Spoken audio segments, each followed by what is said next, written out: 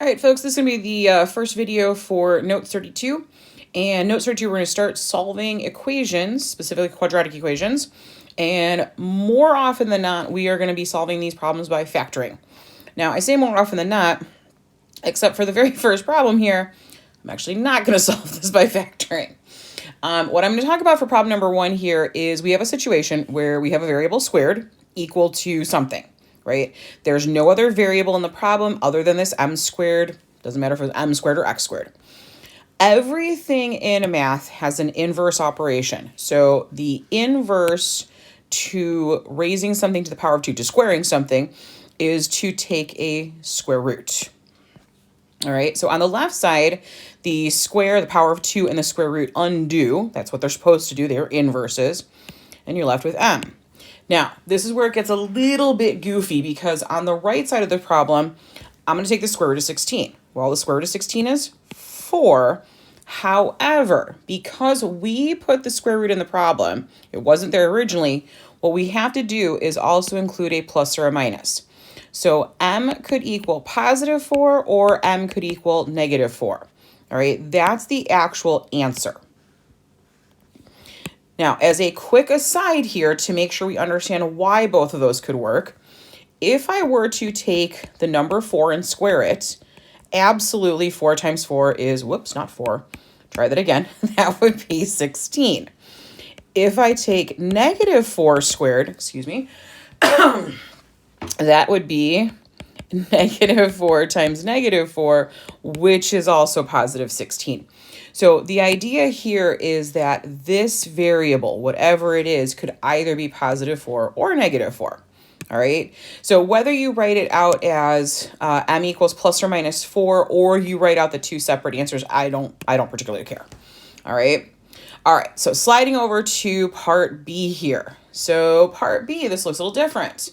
What I'm going to look at for this one is that I'm equal to 0, right? One of my side of my equation is equal to 0. And I want to see if I can factor the left side. So this is where we're going to start solving these quadratic equations by factoring. So m squared minus 16 can be factored into, let's split the m, split the 16. All right, so minus and plus. Write an appropriate plus sign there. And here's the idea. Once you have this in factored form, right, this is being multiplied together, and it's equal to 0, to solve this, you are going to take each factor and set it equal to 0. So m minus 4 equals 0, so we're going to add 4 to both sides. So that's going to give me m equals 4. So there's one answer. And then if it's m plus 4, well, to undo adding 4, we're going to subtract 4. And that's going to give me m equals negative 4. All right. So kind of dealing with your factors here, right? It has to be a multiplication problem to make this work. So m minus 4 times m plus 4. And it also has to be equal to 0. Okay. So that's part B. Part C, same kind of situation. We've got z minus 25 equals 0. So let's go ahead and factor the left side. We already have the equal to 0 part. So I'm going to take z squared and split it. I'm going to take 25 and split it, right? 5 times 5 is 25. Make one positive, make one negative. And then I'm going to take each factor and set it equal to 0. All right, we've got plus 5, so I'm going to subtract 5, right? Inverse operations. And so z is equal to negative 5. That's one answer. And then if I have z minus 5, I would add 5 to both sides. And so z is equal to positive 5. All right, so that's part A, B, and C. Those are all dealing with, in the first case of part A, you had the problem where you could take the square root of both sides. Part B and part C, a little bit of factoring to deal with those. All right, part D, E, and F, probably all factoring problems, but let's get into them. So first thing I look for is we are equal to 0. Lovely. So I want to factor out the left side. All right, so no GCF here. I don't have to worry about that. Let's see. Let's go ahead and split the x squared. And then I'm looking to multiply to negative 27 and add up to negative 6. So 9 times 3, if I make the 9 negative and the 3 positive, quick check. Negative 9 times 3 is absolutely negative 27. And then if I do negative 9 times x, negative 9x, and x times positive 3, positive 3x, those would add up to be my negative 6x. So factoring is done. Once I've got those factors taken care of, I'm going to set each factor equal to 0. So let's see. Actually, let me give myself a little space there. I'll add 9 to both sides. So that's going to be x is equal to positive 9. To get rid of a positive 3, we're going to subtract 3. So that's going to be x is equal to negative 3.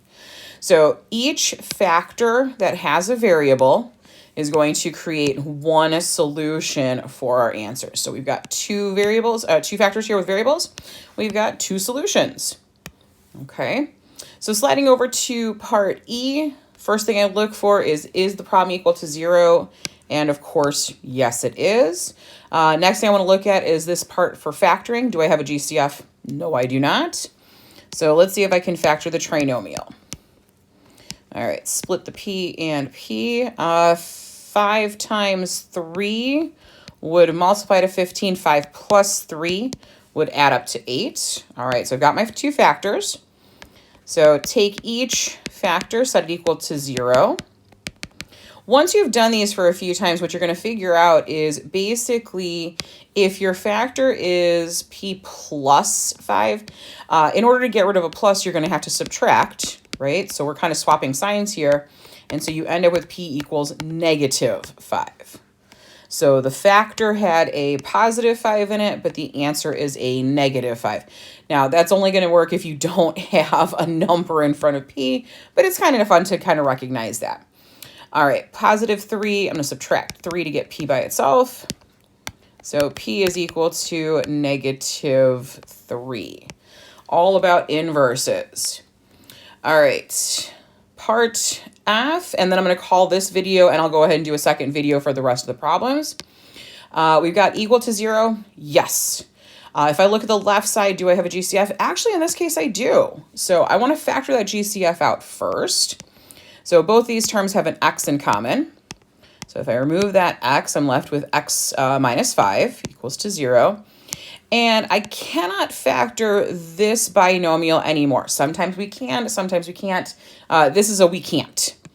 But now that I have it in factored form, I'm going to take each factor, yes, I'm stressing that kind of weirdly, but you're going to take each factor and set it equal to 0, which does mean you're going to make the statement, there's my factor of x equals 0.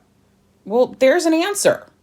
Okay, I'm going to take my other factor, x minus 5 equals to 0. I'm going to add 5 to both sides, and I'm going to get x equals positive 5. All right, so two factors, two answers.